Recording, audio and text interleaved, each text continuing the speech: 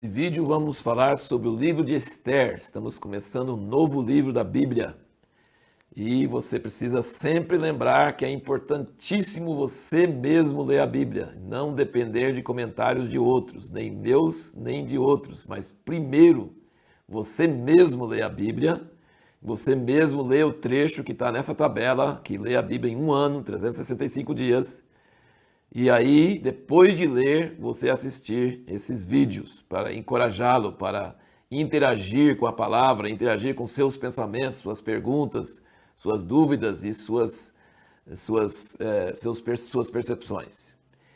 E tem aqui também um outro recurso do livro de Esther, é o relacionamento entre a igreja e a obra, conforme visto no livro de Esther. É um livretinho bem curtinho, panfletinho, porque o livro de Esther é curtinho também, mas foi um livreto que eu escrevi há muitos anos, que mostra uma ideia de que a Esther representa a igreja e Mordecai, que era o primo dela, que criou ela, representa os ministérios apostólicos, proféticos, evangelistas, pastores e mestres, e como eles têm papéis diferentes diante de Assuero, o rei, que representa Deus. Então, você, se quiser entrar mais em detalhes, mais coisas, você pode adquirir esse livreto aqui no site da Revista Impacto. Então vamos lá, capítulos 1, 2 e 3 do livro de Esther, que você deve ter lido na leitura de hoje. E uma coisa muito interessante sobre o livro de Esther é que o nome de Deus não aparece. Eu acho que é o único livro na Bíblia que o nome de Deus não tem nenhuma menção. O nome dele está ausente neste livro. É um livro curto, mas o nome de Deus não se encontra nesse livro. Isso é para mostrar que Deus age na história de uma forma discreta, sutil, atrás dos bastidores. Deus age, Deus está presente quando o povo dele está no cativeiro e subjugado debaixo do rei da Pérsia.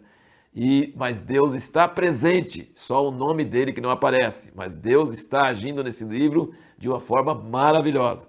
Deus nunca abandona seu povo.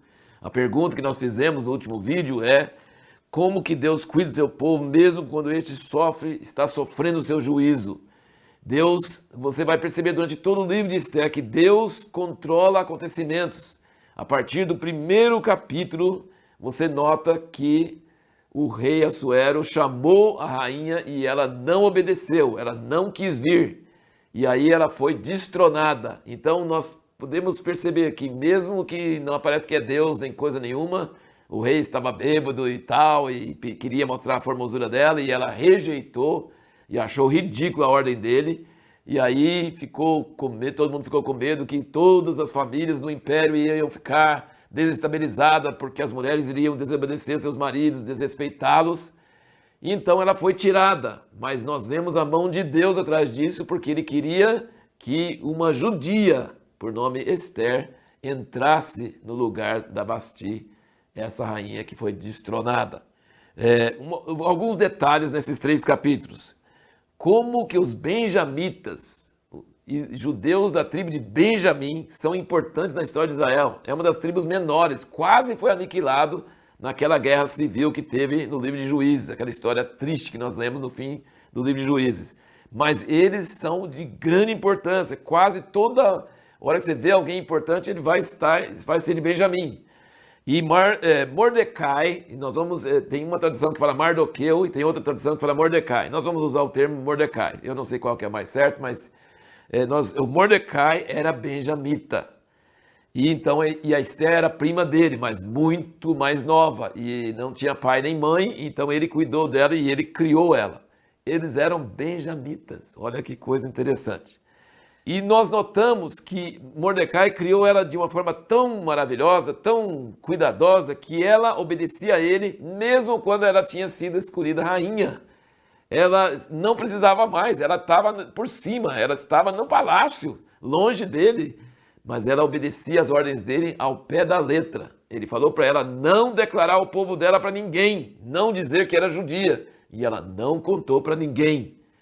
Então, e ele ia todo dia para ver como ela estava. Ele ia lá para o átrio, lá fora, para ver como ela estava. Então, ela realmente obedecia a Mordecai o tempo todo, mesmo já estando lá no palácio. Outra coisa impressionante, veja como Deus trabalha. Ela tinha graça. Ela achou graça aos olhos de todo mundo. Ela tinha uma carisma. Quando Deus coloca uma carisma sobre alguém, essa pessoa consegue as pessoas serem favoráveis a ela. É o que acontecia com José. Onde ele ia, ele subia. Né? Ele subia e era promovido. Onde ele ia, ele era bem quisto.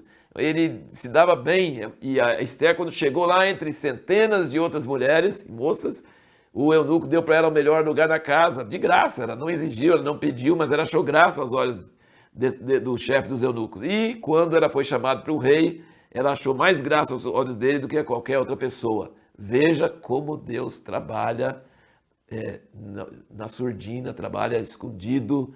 Ele está promovendo a Esther por causa de uma crise que vai vir sobre o povo dele. E mesmo que o povo dele está debaixo do seu castigo, do seu juízo, ele não vai abandoná-los, ele nunca vai abandonar seu povo. Por quê? Porque ele tem uma aliança unilateral. Ele jurou para Abraão, quando Abraão ofereceu Isaac, que viesse o que viesse, ele nunca ia abandonar a descendência de Abraão. E depois com Davi, ele jurou também que não ia tirar a graça dele de nenhum descendente dele.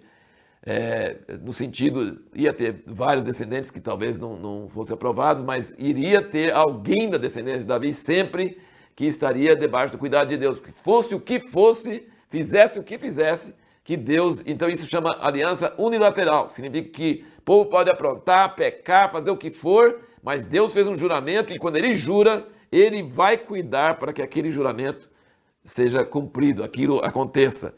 Então, mesmo não aparecendo no livro de Esther, nem o nome dele, mas Deus está trabalhando. Ele fez com que a Esther conseguisse graça aos olhos de todos e fosse colocada como rainha de todo aquele imenso império.